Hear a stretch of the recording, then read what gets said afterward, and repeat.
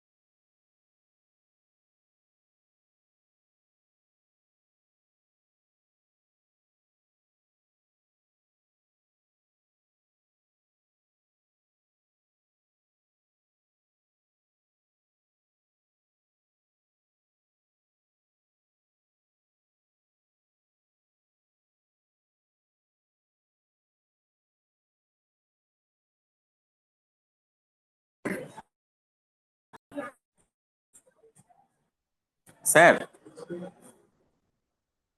হ্যাঁ হ্যাঁ স্যার হ্যাঁ, শুনতে পাচ্ছি। হ্যাঁ স্যার বলছি, ক্লাইমেট শুরু করে দিন স্যার। আচ্ছা, ক্লাইমেট শুরু করে দেবো তো? হ্যাঁ স্যার, হ্যাঁ। ওকে ওকে, ঠিক ঠিক। ঠিক আছে।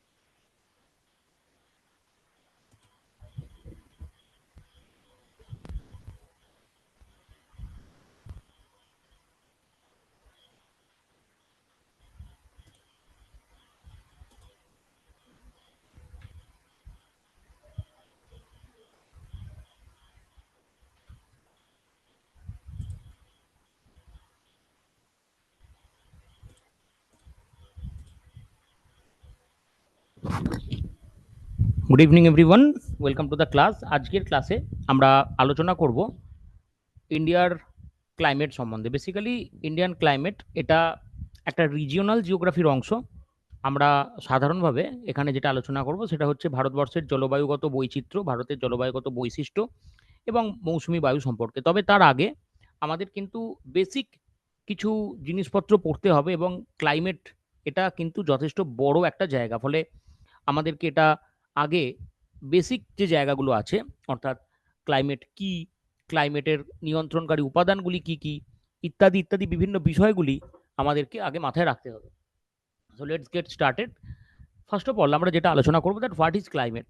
ক্লাইমেট বলতে আমরা সাধারণভাবে কি বুঝি, এবং ক্লাইমেট পড়তে গেলেই আরও একটি শব্দ আমাদেরকে মাথায় নিয়ে আসতে হয়, that is weather. So weather, climate, এই দুটো শব্দের মধ্যে পার্থক্য কি? দেখো, ওয়েদার হচ্ছে আমাদের যে অ্যাটমসফিয়ার আছে, এই অ্যাটমসফিয়ারের বিশেষ কিছু চরিত্র বৈশিষ্ট্য। অর্থাৎ অ্যাটমসফিয়ারের বিশেষ কিছু চরিত্র বৈশিষ্ট্য মানে ব্যাপারটা কেমন? ব্যাপারটা হচ্ছে আমরা কোনো একটা পার্টিকুলার অঞ্চলের উষ্ণতা, কোনো একটা পার্টিকুলার অঞ্চলের আর্দ্রতা, সেই জায়গার বায়ু প্রবাহ ইত্যাদি বিভিন্ন বিষয়গুলিকে যদি সাময়িকভাবে মেজার করি, অর্থাৎ ইত্যাদি বিভিন্ন বিষয়গুলিকে আমরা যদি পরিমাপ করি এবং তার ভিত্তিতে একটা সামগ্রিক অবস্থা তৈরি হয়, তখন তাকে আমরা উল্লেখ করি ওই জায়গার ওয়েদার হিসাবে। ঠিক, এই যে ওয়েদার, এটা তাহলে আমরা বুঝতে পারছি যে কোনো একটা পার্টিকুলার অঞ্চল, এই পার্টিকুলার অঞ্চলের ক্ষেত্রে, কোনো একটা পার্টিকুলার অঞ্চল, এই পার্টিকুলার অঞ্চলের ক্ষেত্রে উষ্ণতা কেমন আছে, আর্দ্রতা মানে বৃষ্টিপাত কেমন হয়েছে না হয়েছে, বা বায়ুপ্রবাহ কেমন হচ্ছে, ইত্যাদি বিষয় সম্পর্কে আমরা একটা সামগ্রিক ধারণা পাই। এবার এই যে সামগ্রিক ধারণার কথা বলছি, তাহলে তো এটা ক্লিয়ার কাট বোঝা যাচ্ছে এই ধারণাটা অত্যন্ত কম সময়ের জন্য, এবং এইটা অত্যন্ত স্বল্প স্থানের জন্য। আমরা যদি উল্লেখ করি তাহলে এই জায়গাতে কি পাবো, আমরা যদি দেখি তাহলে কলকাতা, আজকে কলকাতার যে রকম অবস্থা জলবায়ুগত, এই মুহূর্তে আবহাওয়াগত, জলবায়ুগত বলবো না, আমি যদি আজকে কালিম্পংয়ের কথা বলি, কালিম্পংয়ে কিন্তু আমরা সেই রকম অবস্থা পাবো না। তাহলে কলকাতা এবং কালিম্পংয়ের মধ্যে পার্থক্যটা কেন হচ্ছে? কলকাতা এবং কালিম্পংয়ের মধ্যে পার্থক্যটা হচ্ছে, যেটার কারণে সেটা হচ্ছে আবহাওয়া, অর্থাৎ উষ্ণতা, বৃষ্টিপাত ইত্যাদির একটা সামগ্রিক বিষয় আমরা বলতে পারি, ইত্যাদির একটা সামগ্রিক বিষয়ের কথা এখানে উল্লেখ করা যায়। অন্যদিকে আমরা আর একটা বিষয় এখানে উল্লেখ করব, সেটা হচ্ছে এটা কিন্তু স্বল্প সময়ের জন্য। অর্থাৎ আমরা সকালবেলা দেখতে পাচ্ছি ব্যাপক পরিমাণে বৃষ্টি হচ্ছে, দুপুরবেলা রোদ হয়ে যায়, আবার সন্ধ্যের দিকে পুনরায় বৃষ্টি হতে পারে। এইরকম ভাবে আমরা ব্যাপারটাকে দেখে থাকি, এবং আঞ্চলিকভাবে খুব অল্প স্থানের মধ্যেও এটা কিন্তু বিস্তার লাভ করছে, তাই না? আমরা এই ব্যাপারটা ছেড়ে বেরিয়ে এখন কোনো একটা পার্টিকুলার অঞ্চলের এই যে ওয়েদার স্টেটাস, কোনো একটা পার্টিকুলার অঞ্চলের এই যে ওয়েদার স্টেটাস, এই ওয়েদার স্টেটাসকে যদি আমরা খুব লং টার্মে দেখি, কোনো একটা অংশকে যদি আমরা দীর্ঘ সময়ের জন্য, এবং সাধারণভাবে ছোটবেলা থেকে আমরা পড়ে আসছি মিনিমাম 30 থেকে 35 বছর, তো অ্যাপ্রক্সিমেটলি তাই, মিনিমাম 30 থেকে 35 বছর সময়ে আমরা যদি সেটাকে দেখি যে অ্যাভারেজ কি কন্ডিশনে আছে সেটা, তখন তাকে আমরা ক্লাইমেট বলে উল্লেখ করতে পারি। অর্থাৎ এই ক্লাইমেটের যে বিষয়টা, ক্লাইমেট এটা কিন্তু কোনো একটা পার্টিকুলার জায়গাতে, ক্লাইমেট কোনো একটা পার্টিকুলার জায়গাতে দীর্ঘ সময়ের পরিবর্তন, কোনো একটা পার্টিকুলার জায়গাতে দীর্ঘ সময়ের ক্ষেত্রে এটাকে আমরা উল্লেখ করতে পারি। সো এইটা হচ্ছে মেন বিষয়। এবার দেখো এই জায়গাতে আমরা আরেকটা কথার উল্লেখ করব, সেটা হচ্ছে তাহলে ক্লাইমেটের ক্ষেত্রে আমাদের এরিয়াল এক্সটেনশন বেশি হবে, স্বাভাবিক ব্যাপার। ক্লাইমেটের ক্ষেত্রে এরিয়াল এক্সটেনশন যথেষ্ট বেশি হবে, অর্থাৎ আমরা কখনো এটা বলবো না কলকাতার ক্লাইমেট একরকম আবার দার্জিলিং এর ক্লাইমেট অন্যরকম। জলবায়ু আলাদা হতে পারে, কিন্তু ক্লাইমেট কখনো আমরা আলাদা হতে দেখি, সরি, জলবায়ু আলাদা হয় না, আই মিন ওয়েদার আলাদা হতে পারে, কিন্তু ক্লাইমেট কখনো আলাদা হয় না। এর পরবর্তীতে আমরা দেখব যে এই যে দুটো বিষয়ের পার্থক্য, এই দুটো বিষয়ের পার্থক্যকে কে নিয়ন্ত্রণ করে, অর্থাৎ কোন কোন বিষয় সাধারণভাবে কোনো একটি জায়গার জলবায়ুগত চরিত্রকে নিয়ন্ত্রণ করে। এবার এই যে জলবায়ুগত চরিত্র, যেহেতু আমরা ইন্ডিয়ার কথা বলছি, জিওগ্রাফি অফ ইন্ডিয়া পড়ছি, আমরা ইন্ডিয়ার যে জলবায়ুগত চরিত্র সেই বিষয়টাকে একটুখানি প্রাধান্য দেব। ইন্ডিয়ার জলবায়ুগত বৈচিত্র্যকে আমরা প্রাধান্য দেব এবং ইন্ডিয়ার জলবায়ুগত বৈচিত্র্যের নিয়ন্ত্রণকারী উপাদানগুলিকে আমরা মাথায় রাখবো। তাহলে প্রাথমিকভাবে যেটা উল্লেখ করা হচ্ছে that is location and ল্যাটিটিউডিনাল extent, অর্থাৎ কোথায় অবস্থিত কোনো একটা জায়গার জন্য, কোথায় অবস্থিত এবং তার বিস্তার কেমন, এটা যদি বলা হয় তাহলে স্বাভাবিকভাবে আমরা ভারতবর্ষের ক্ষেত্রে যেটা দেখতে পাবো, ভারতবর্ষ দক্ষিণে এরকম ভাবে 8°4' থেকে উত্তরে 37°6' পর্যন্ত বিস্তার লাভ করে আছে। 8°4' থেকে 37°6', এটা হচ্ছে 8°4', আমি মূল ভূখণ্ডেই ধরছি, এবং এটা হচ্ছে 37°6'। এবার দেখো মাঝখান দিয়ে ভারতবর্ষে প্রসারিত হয়েছে কে, ভারতবর্ষের মাঝখান দিয়ে প্রসারিত হয়েছে এই যে 23.5° নর্থ, তার মানে এটা হচ্ছে ট্রপিক অফ ক্যান্সার বা কর্কট ক্রান্তীয় রেখা।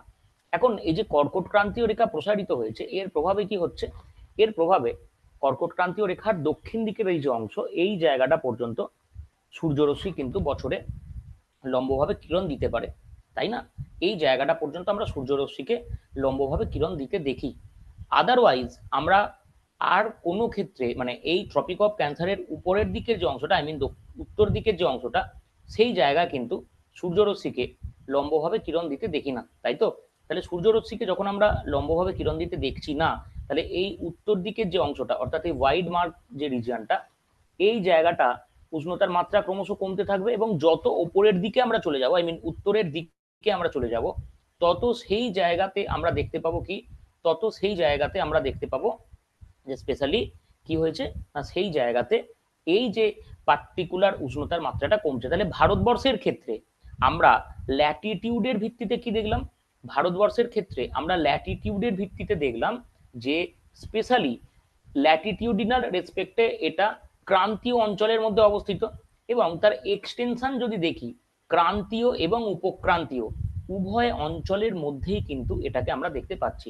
ক্রান্তীয় এবং উপক্রান্তীয় উভয় অঞ্চলের মধ্যে আমরা এই যে পুরো ব্যাপারটা এটাকে দেখতে পাচ্ছি। তাহলে স্বাভাবিকভাবে লোকেশন এবং ল্যাটিটিউডিনাল এক্সটেনশন জলবায়ুকে নিয়ন্ত্রণ করে, সেই কারণে ভারতবর্ষে আমরা উত্তরের যে অংশটা তাকে আমরা কি বলছি, এই উত্তরের অংশটাকে আমরা পুরোপুরিভাবে উপক্রান্তীয় বলছি, ভিন্নতা দেখা যাচ্ছে, এবং দক্ষিণ দিকে আমরা ক্রান্তীয় বলছি। আবার আমরা যদি আমাদের এই যে আন্দামান নিকোবর দ্বীপপুঞ্জ আছে এই জায়গায় চলে আসি, এই অঞ্চলে আমরা কিছু কিছু সময়তে নিরক্ষীয় জলবায়ু পেতে পারি, কারণ এই জায়গার মান হচ্ছে 6°45'।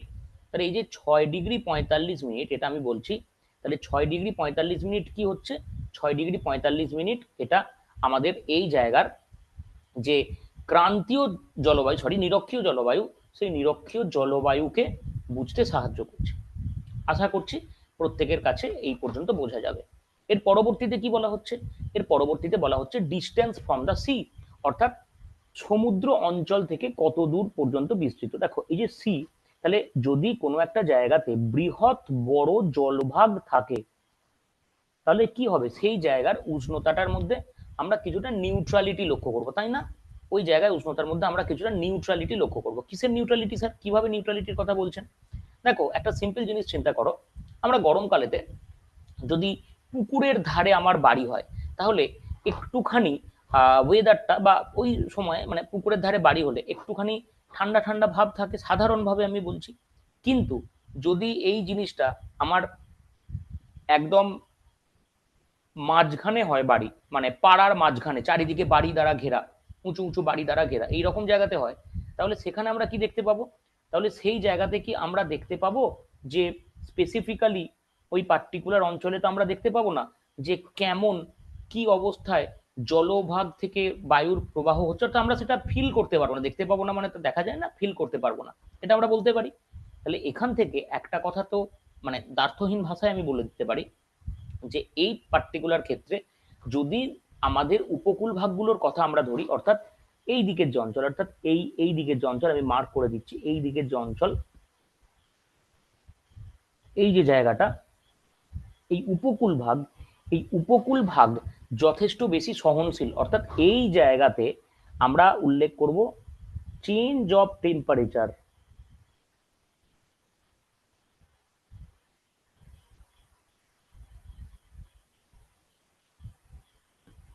চেঞ্জ অফ টেম্পারেচার এটা কিন্তু খুব বেশি হয় না, এই জায়গাতে আমরা চেঞ্জ অফ টেম্পারেচার খুব বেশি দেখতে পাই না, মোটামুটি সমভাবাপন্ন টাইপের একটা অবস্থা আমরা দেখতে পাই।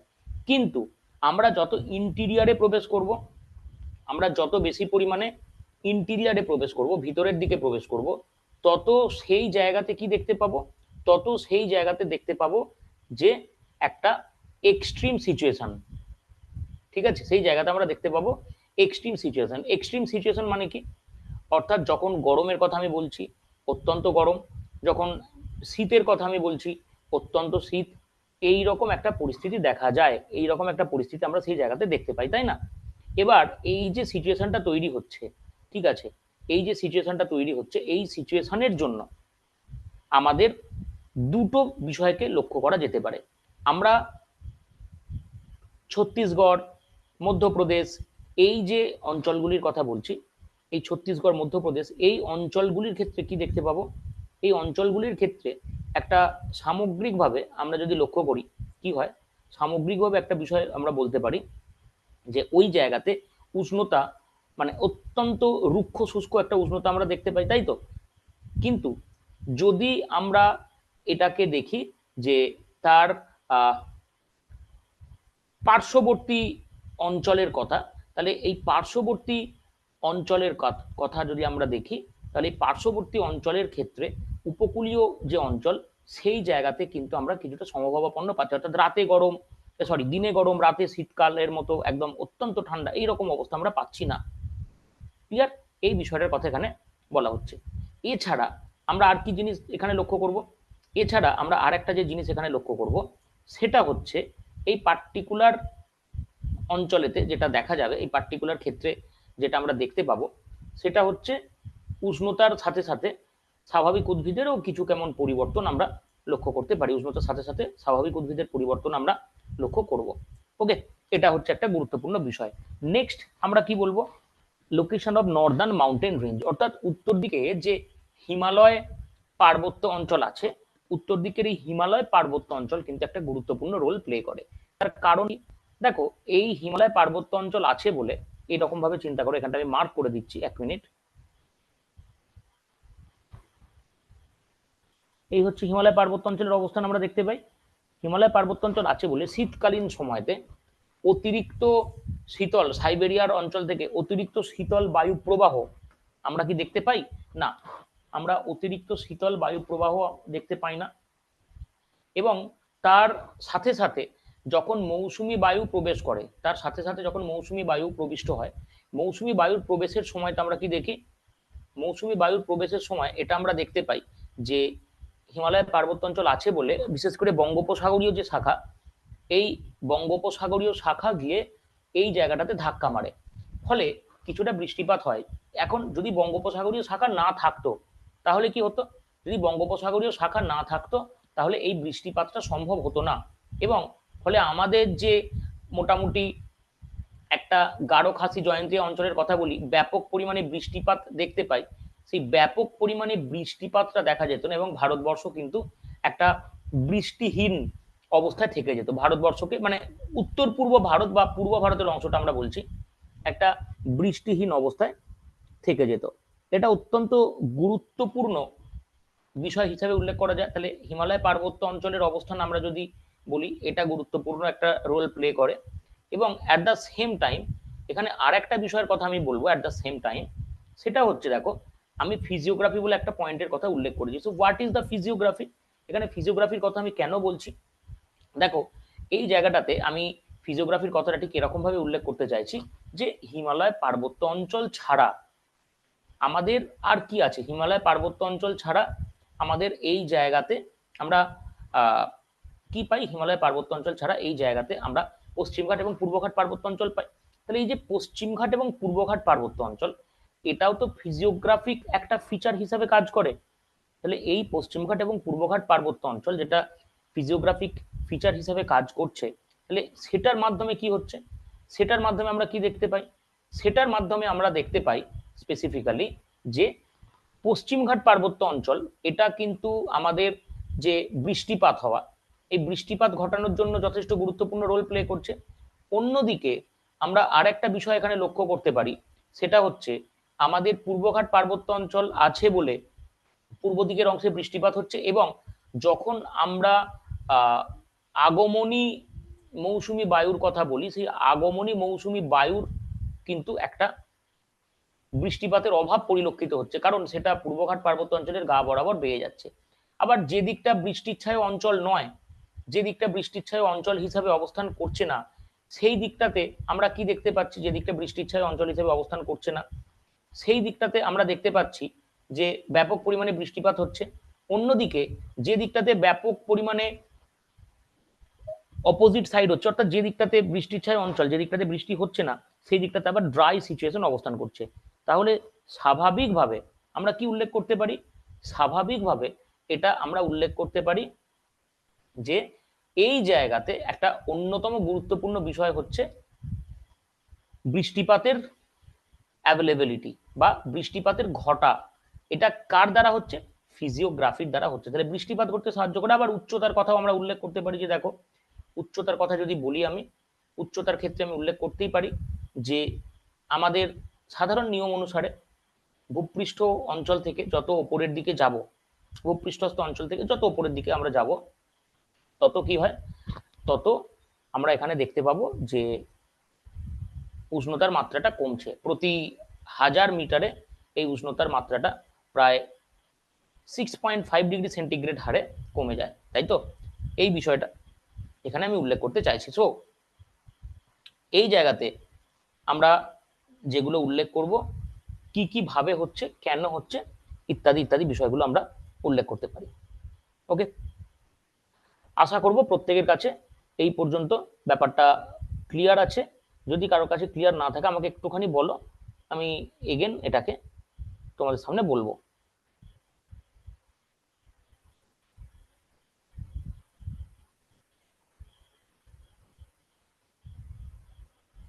ঠিক আছে স্যার, নেক্সট টপিক।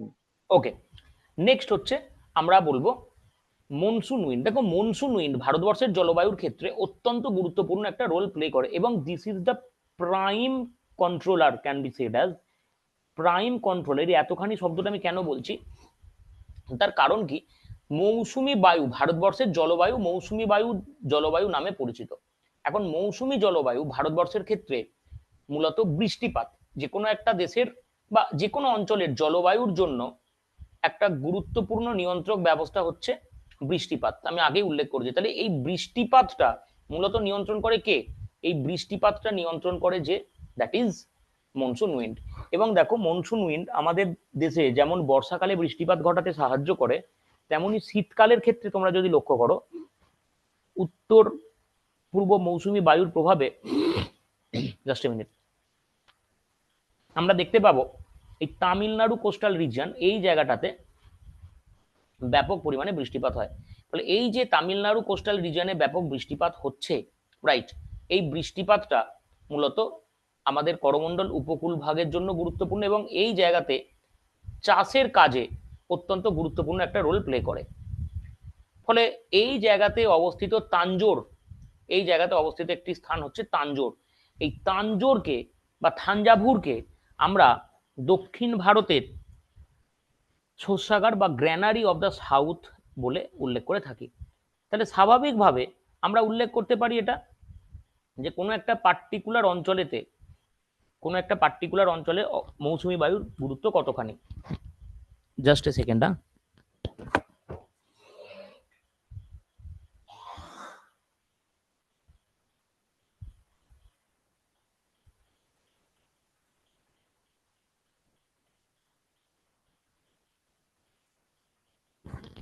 তাহলে মোটামুটিভাবে মৌসুমী বায়ু ভারতবর্ষের জলবায়ুর চরিত্রগত পরিবর্তন করতে সাহায্য করে এবং দুটো মৌসুমী বায়ু আমরা দেখতে পাই। আমরা পরবর্তীতে মৌসুমী বায়ু যখন পড়বো আলাদা করে তখন এটা আরো ইন ডিটেল আলোচনা ডেফিনেটলি করব।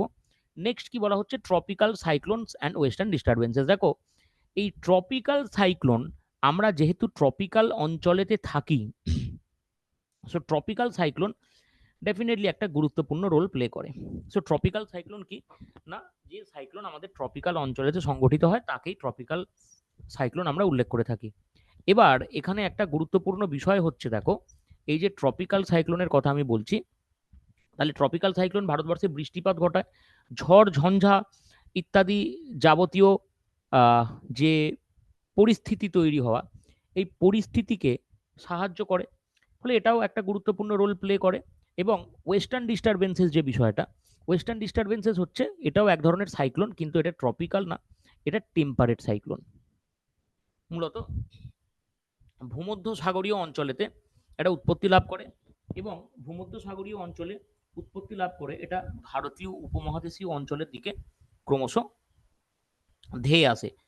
এখন এই জায়গাতে আমরা যে বিষয়টা লক্ষ্য করব, শীতকালের সময়টাতে ভারতবর্ষের উত্তর পশ্চিম দিকটাতে, মানে পাঞ্জাব হরিয়ানা এই দিকটাতে স্পেসিফিক্যালি এটা সব থেকে বেশি প্রভাব বিস্তার করে, ঠিক আছে। এবং যেহেতু এটা ওই জায়গাটাতে সব থেকে বেশি প্রভাব বিস্তার করে, তাই শীতকালে যে গম চাষ হয়, আমাদের দেশে তো দুই ধরনের গম চাষ হয়, একটা উইন্টার হুইট আর একটা হচ্ছে স্প্রিং হুইট। এই উইন্টার হুইট চাষের ক্ষেত্রে এটা যথেষ্ট গুরুত্বপূর্ণ রোল প্লে করে। ওকে, চলো নেক্সট আমরা যে বিষয়টা বলবো যেটা, সেটা হচ্ছে এল নিনো অ্যান্ড লা নিনা। দেখো এল নিনো এবং লা নিনা, এটা কিন্তু পুরোপুরিভাবে বা ডাইরেক্টলি ভারতের জলবায়ুকে প্রভাবিত করে ব্যাপারটা এরকম না, ঠিক আছে। এটা মৌসুমী বায়ুর প্রবাহকে করে। এবং আর একটা বিষয় লক্ষণীয় যে এই মৌসুমী বায়ুর প্রবাহ, মানে মৌসুমী বায়ু যদি ঠিক টাইমে ঠিকঠাকভাবে না প্রবাহিত হয়, তাহলে কি হবে, আমাদের দেশে বৃষ্টিপাতের সমস্যা হবে। এবং এই যে বৃষ্টিপাতের সমস্যা, তাহলে আমাদের দেশে ড্রাইনেস হতে পারে, সরি, খরা হতে পারে, এইরকম বিভিন্ন ধরনের পরিস্থিতি আমরা দেখতে পাবো। ফলে স্বাভাবিকভাবে এটা একটা অত্যন্ত গুরুত্বপূর্ণ রোল হিসাবে আমরা উল্লেখ করতে পারি এল নিনো লা নিনার ভূমিকা। নেক্সট আমরা যে বিষয়টা আলোচনা করব, দেখো এবার আমাদেরকে কিছুটা ফিজিক্যাল জিওগ্রাফির অংশে যেতে হবে। মানে আমরা আলোচনা করব যে তাপমণ্ডল এবং চাপ বলয়। এই তাপমণ্ডল এবং চাপ বলয় এটা অত্যন্ত গুরুত্বপূর্ণ একটা জায়গা ক্লাইমেট বোঝার ক্ষেত্রে।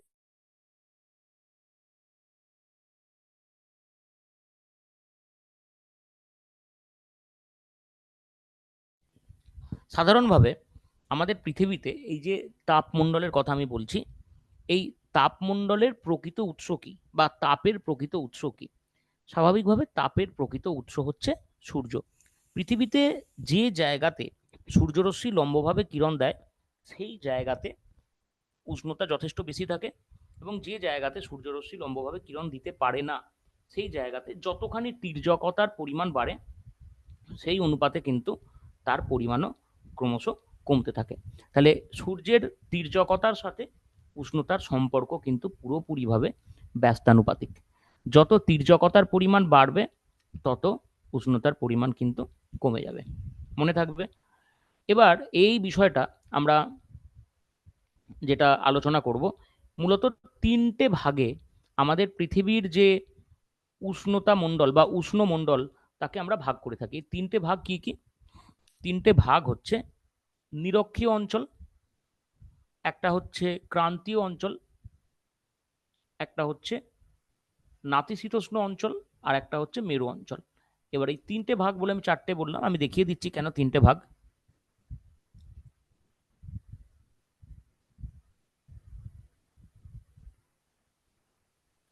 এটা হচ্ছে নিরক্ষীয় অঞ্চল বা নিরক্ষরেখা। এবার এই নিরক্ষরেখা দেখো, এই জায়গাতে সূর্য স্বাভাবিকভাবে লম্বভাবে কিরণ দেবে, এবং এই যে সূর্যের কিরণ লম্বভাবে যে জায়গাটাতে আসছে সেই জায়গাটাতে তির্যকতার পরিমাণ যেহেতু নেই, নাল, নীল বা নাল, তাহলে সেখানে কিন্তু আমরা ডাইরেক্টলি সূর্যকিরণ পাচ্ছি, এবং ডাইরেক্টলি যেহেতু সূর্যকিরণ পাচ্ছি তাই এই জায়গাতে আমরা উল্লেখ করছি উষ্ণতার মাত্রাটা বেশি হবে। তির্যকতা কম তো এখানে, সারা বছর সোজাসুজি লম্বভাবে কিরণ পড়ে। এই জায়গাটাকে আমরা বলে থাকি কি? এই জায়গাটাকে আমরা বলে থাকি টরিড জোন। 0 ডিগ্রি থেকে 30 ডিগ্রি নর্থ এবং সাউথ এই অঞ্চলের মধ্যে আমরা দেখতে পাই। নেক্সট আমরা বলবো এর পরবর্তীতে আর একটা অংশ 66.5 ডিগ্রি অঞ্চল পর্যন্ত। এই যে জায়গাটা দেখো, স্বাভাবিকভাবে আস্তে আস্তে কি হবে, এবার সূর্যরশ্মির তির্যকতাটা কিছুটা বাড়বে, কিছুটা তির্যকভাবে আমরা দেখতে পাবো, তাই তো? এই যে সূর্যরশ্মির তির্যকতাটা বাড়ছে এই জায়গাতে, সূর্যরশ্মির এই তির্যকতাটা যখন বাড়ছে তার প্রভাবে কি হবে? তার প্রভাবে উষ্ণতার মাত্রাটা কিছুটা কম হবে, এবং এই যে উষ্ণতার মাত্রাটা কিছুটা কম হচ্ছে এই জায়গাটাকে আমরা কি বলি? এই জায়গাটাকে আমরা বলি টেম্পারেট জোন বা নাতিশীতোষ্ণ মণ্ডল।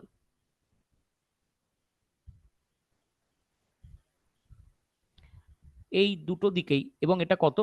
Around 30 degree to 60 degree north এদিকে, 30 ডিগ্রি টু 60 ডিগ্রি সাউথ এইদিকে। এবং তার পরবর্তীতে যে অঞ্চলটা পড়ে থাকছে, অর্থাৎ এই যে সামগ্রিক অঞ্চলটা, এই জায়গাতে তোমরা লক্ষ্য করে দেখো সূর্যরশ্মির তির্যকতার পরিমাণ কিন্তু আরো বাড়ছে, এবং তির্যকতার পরিমাণ বাড়ছে মানে কি? তির্যকতার পরিমাণ বাড়ছে মানে এই জায়গাতে আমরা দেখতে পাবো যে উষ্ণতার মাত্রাটা একদম কমের দিকে, কমতে থাকছে বা কমে গেছে। এই অঞ্চলকে আমরা সাধারণভাবে বলে থাকি হিমমণ্ডল, মনে থাকবে। এই অঞ্চলকে আমরা বলে থাকি হিমমণ্ডল। তাহলে এই যে হিমমণ্ডল, এই হিমমণ্ডল সব থেকে কম উষ্ণতাযুক্ত পোলার রিজিয়নেতে অবস্থিত, তাই তো? ব্যাস, মোটামুটিভাবে এই তিনটে অঞ্চলকে মাথায় রাখবে। কেন এই তিনটে অঞ্চলকে মাথায় রাখবে আমি বলছি, তার কারণ হচ্ছে এই যে তিনটে অঞ্চল, এই তিনটে অঞ্চলের মাধ্যমেই গোটা পৃথিবীতে আমরা আরেকটা বিষয় এখানে উল্লেখ করতে পারি, সেটা হচ্ছে বায়ুর চাপ বলয়। এই বায়ুর চাপ বলয় এই জায়গাতে আমরা দেখতে পাই, মনে থাকবে। সো বায়ুর চাপ বলয়ের ক্ষেত্রে কি হয়? বায়ুর চাপ বলয়ের ক্ষেত্রে এই উষ্ণতাটা অত্যন্ত ম্যাটার করে, উষ্ণতাটা অত্যন্ত ম্যাটার করে। এই যে উষ্ণতা যখন কোনো একটা জায়গাতে বাড়ে তখন সেই জায়গায় চাপ কিন্তু কমে যায়। উষ্ণতা কোনো একটা জায়গায় বাড়লে চাপ কমে যায়, উষ্ণতা কোনো একটা জায়গায় কমলে চাপ বেড়ে যায়। ফলে পৃথিবীতে আমরা যে চাপের বিন্যাস বা চাপের পার্থক্য দেখি, আমরা সেই পার্থক্যকে বলতে পারি বায়ু প্রবাহের কারণ। তাহলে তিনটে বিষয় খুব কোরিলেটেড। একটা হচ্ছে কোনো জায়গাতে উষ্ণতার পরিমাণ, একটা হচ্ছে কোনো জায়গাতে বায়ুর চাপের পরিমাণ, এবং আরেকটা হচ্ছে কোনো জায়গাতে বায়ুর প্রবাহের পরিমাণ। তাহলে বায়ুর উষ্ণতা বা তাপ বলয় যেটা আমি বলছি, সেই সম্বন্ধে তো মোটামুটি প্রত্যেকে বুঝতে পারলে। এবার ধরো এর পরবর্তীতে আমরা যে জায়গাটায় আসব সেটা হচ্ছে চাপের প্রভাবে, তাপের প্রভাবে চাপ কি করে পরিবর্তিত হয়। তাহলে আমরা সামগ্রিকভাবে এই যে জায়গাটা দেখো, এই যে ইকুইটোরিয়াল রিজিয়ন, এই ইকুইটোরিয়াল অঞ্চলে আমরা কি দেখব? ইকুইটোরিয়াল অঞ্চল অত্যন্ত উষ্ণ হয়ে যায়, অত্যন্ত উষ্ণ হয়ে গেলে বায়ু ওপর দিকে উত্থিত হয়, তাই তো? ইকুইটোরিয়াল অঞ্চলে কেন অত্যন্ত উষ্ণ হয়ে যায় আমি বললাম, তার কারণ কি? তার কারণ হচ্ছে এই জায়গাতে আমরা যেটা দেখতে পাই, বায়ু অত্যন্ত গরম, তাহলে বায়ু অত্যন্ত গরম হলে ওপর দিকে উঠে যাবে, উষ্ণ হয়ে যাবে, এবং তার প্রভাবে আমরা দেখতে পাই কি, তার প্রভাবে এই অঞ্চলে একটা হালকা পরিস্থিতি তৈরি হচ্ছে। এবং এই যে বায়ু ওপর দিকে উত্থিত হলো, বায়ু কেন ওপর দিকে উত্থিত হবে? সিম্পলি এই ছবিটাকে যদি তোমরা লক্ষ্য করো, ধরো এটা হচ্ছে ভূভাগ, এই ভূভাগ থেকে গরম বায়ু ওপর দিকে উঠে যাচ্ছে, বায়ু যখনই ওপর দিকে উঠছে এটা ডিফ্লেক্টেড হয় এরকম ভাবে, এবং এই যে ডিফ্লেক্টেড হওয়া, এই যে ডিফ্লেকশন হওয়া, মনে থাকবে, এই ডিফ্লেকশন হওয়ার ফলেতে কি হয়, এই ডিফ্লেকশন হওয়ার ফলেতে সেটা পাশাপাশি দুটো জায়গাতে নেমে আসে। ডিফ্লেকশন হওয়ার ফলেতে পাশাপাশি দুটো জায়গাতে নেমে আসে। দুটো জায়গা কি কি? তার পার্শ্ববর্তী দুটো জায়গা, এই দিকের জায়গা এবং এই দিকের জায়গা। তাহলে এই নিরক্ষীয় অঞ্চল থেকে যদি কেউ উত্থিত হয়, পার্শ্ববর্তী এই দিকে গিয়ে নামবে, এই দিকে গিয়ে নামবে, কারণ পৃথিবীটা তো থার্ড ডাইমেনশন, এখানে টু ডাইমেনশনে আমরা দেখছি।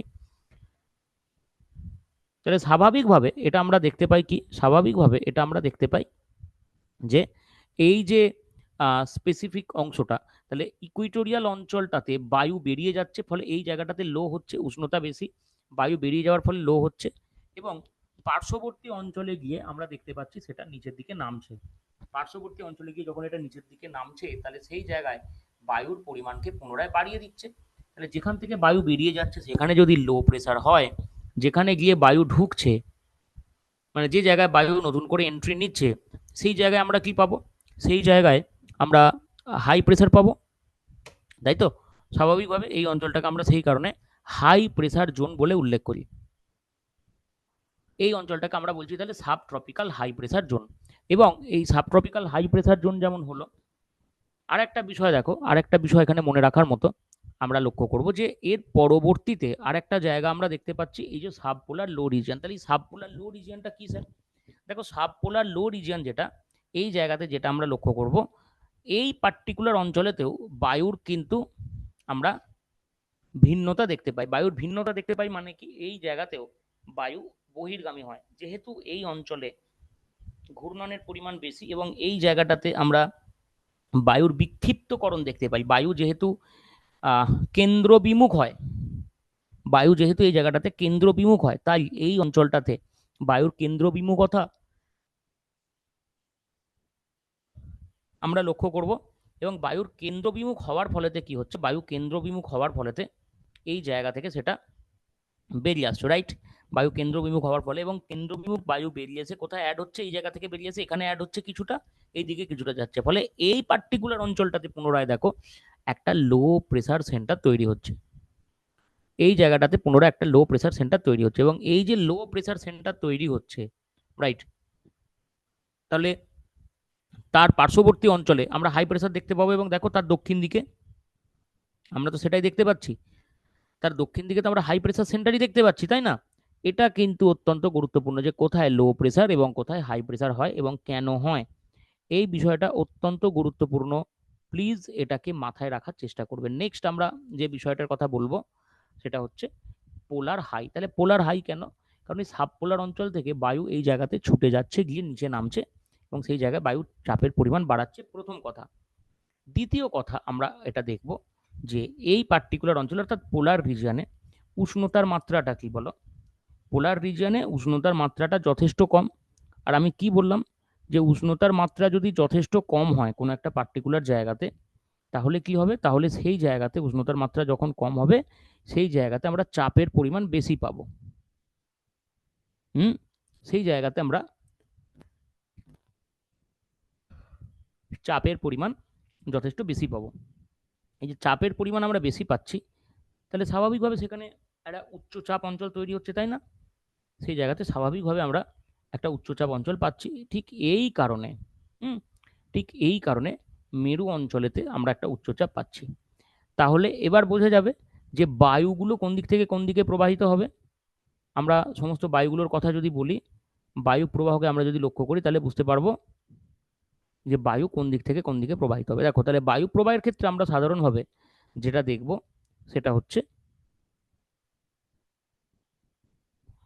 আমরা উচ্চচাপ অঞ্চল থেকে নিম্নচাপ অঞ্চলের দিকে বায়ু প্রবাহিত হতে দেখবো। তাহলে এই যে এই হাই থেকে এই লোয়ের দিকে, বা এই হাই থেকে এই লোয়ের দিকে বায়ু প্রবাহিত হবে, আবার এই হাই থেকে এই লোয়ের দিকে, এই হাই থেকে এই লোয়ের দিকে বায়ু প্রবাহিত হবে।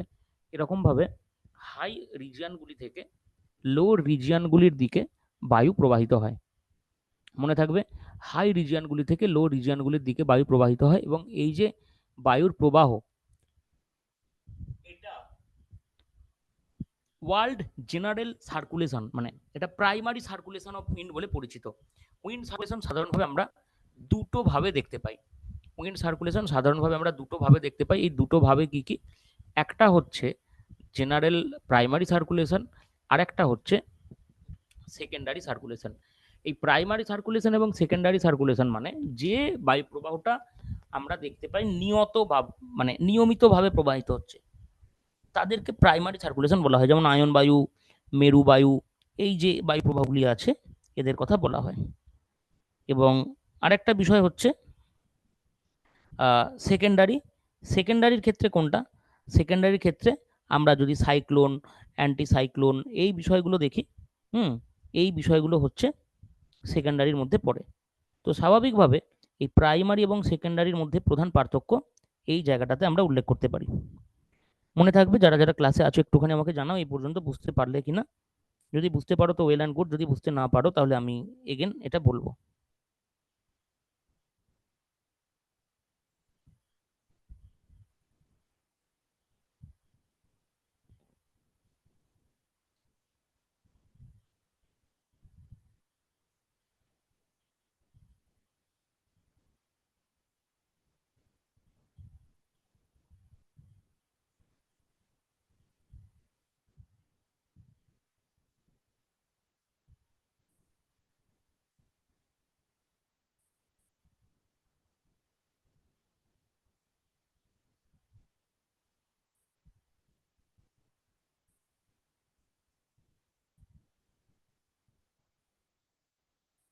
ও, ক্লাসে কেউ নেই এই মুহূর্তে, ওকে ফাইন। সো এটা হচ্ছে আমাদের বায়ু প্রবাহের বিষয়। এবার আমরা বায়ু প্রবাহকে সাধারণভাবে তিনটি ভাগে ভাগ করে থাকি, ঠিক আছে?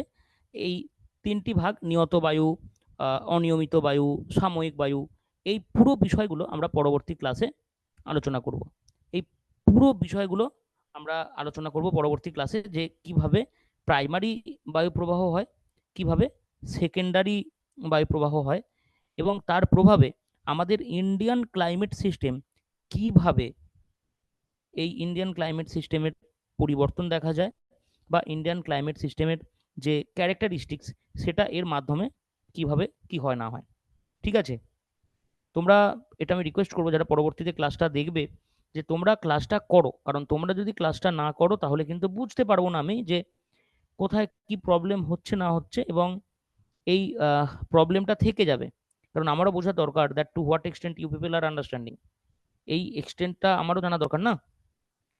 এটা আমি তোমাদেরকে রিকোয়েস্ট করবো যে তোমরা রেগুলার বেসিসে ক্লাসটা করো।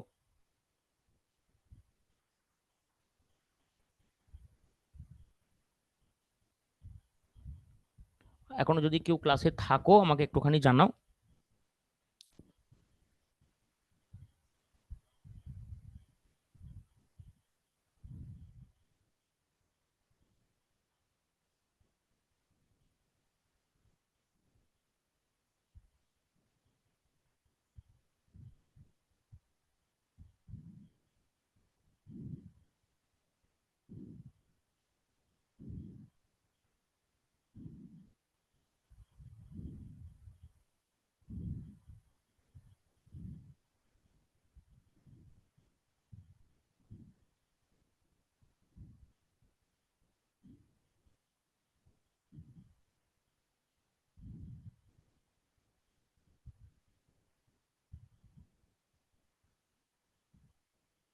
এনিওয়েজ, আমি ক্লাসটা বন্ধ করলাম, কারণ কেউ যখন নেই, কোনো রেসপন্স তো আমি পাচ্ছি না, বলে আমি আমার মতো বললাম। পরবর্তী দিনে বাকি অংশটুকু আমরা করবো, এবং আমি স্যারের সাথে কথা বলবো যাতে করে তোমরা কেউ ক্লাসে থাকো। তা না হলে তো লাইভ ক্লাসের কোনো মর্যাদাটা থাকে না, তাই না?